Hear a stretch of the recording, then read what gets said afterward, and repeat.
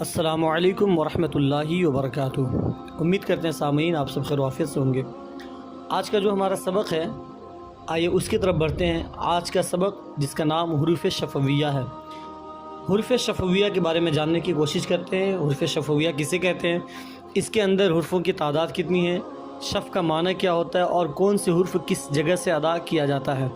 سب سے پہلے شف کا لغوی معنی ہونٹ ہوتا ہے، لپس جسے کہتے ہیں، اور عربی میں حروف شفویہ کا لغوی معنی ہوا ہونٹوں سے ادا ہونے والے حروف۔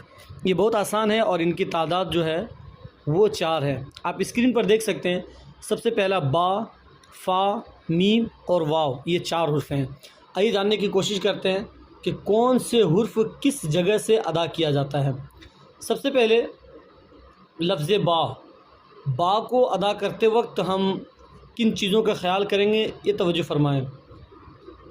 با دونوں ہونٹوں کے تر حصے سے ادا کریں گے۔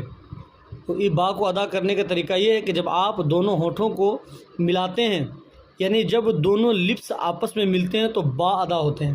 لیکن طریقہ کیا ہے، دونوں ہونٹوں کے تر حصہ سے، جو آپس میں بھیگا ہوا حصہ ہوتا ہے، اس سے لفظ با ادا کریں گے۔ اس کے بعد اب دوسرے نمبر پر آتے ہیں لفظ فا۔ تو فا ادا کرنے کا طریقہ یہ ہے کہ اوپر کے دانتوں کے کنارے، فا اوپر کے دانتوں کے کنارے اور نچلے ہونٹ کے تر حصہ سے ادا ہوتا ہے۔ فا تب ادا ہوتا ہے جب آپ کے اوپر کے سامنے والے 2 دانت، جنہیں ثنایا علیہ کہتے ہیں، ان کا کنارہ جب نیچے والے ہونٹ کے درمیان میں لگتا ہے تو فا ادا ہوتا ہے۔ تیسرے نمبر پر میم ہے، اور میم دونوں ہونٹوں کے خشک حصہ سے ادا کیا جاتا ہے۔ با جب ادا کریں گے تو دونوں ہونٹوں کے تر حصہ سے، یعنی کہ بھیگا ہوا جو حصہ ہوتا ہے ہونٹ کا، اس سے، اور میم جب ادا کریں گے تو ہونٹوں کے خشک یعنی کہ سوکھا ہوا جو حصہ ہے اس سے ہم میم ادا کریں گے۔ اس کے بعد آتا ہے لفظ واو۔ واو دونوں ہونٹوں کی گولائی سے ادا کریں گے۔ واو کو ادا کرتے وقت ہم ان چیزوں کا خیال کریں گے کہ دونوں ہونٹوں کو گول کریں۔ اس کا مخرج یہ بنے گا کہ دونوں ہونٹوں کو گول کرنے سے ایک حرف ادا ہوتا ہے جسے واو کہتے ہیں۔ کچھ لوگ واو کو ایسے ادا کرتے ہیں کہ اوپر کے دانت نیچے والے ہونٹ پر لگاتے ہیں تو واو کو وہ ادا کرتے ہیں۔ یہ طریقہ بالکل غلط ہے۔ ایک دفعہ اور میں آپ کو ریوائز کرا دوں۔ حروف شفویہ 4 ہیں۔ پہلا با، فا، میم اور واو۔ با دونوں ہونٹوں کے اندرونی تری کو ملانے سے، یعنی کہ تر حصہ کو ملانے سے ادا ہوتا ہے۔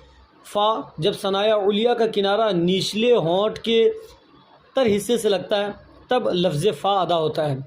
تیسرا میم دونوں ہونٹوں کے بیرونی خشک حصے کو ملانے سے ادا کرتے ہیں۔ اور چوتھا واو دونوں ہونٹوں کی تمام گولائی سے ادا کیا جاتا ہے۔ سامعین، امید کرتے ہیں کہ آپ کو ضرور اس سے انشاءاللہ فائدہ حاصل ہوا ہوگا۔ ثواب کی نیت سے ویڈیو کو شیئر بھی کریں، دعائے خیر میں یاد رکھیں۔ انشاءاللہ نئی کلپ کے ساتھ پھر جلد ہی ملاقات ہوگی۔ السلام علیکم ورحمۃ اللہ وبرکاتہ۔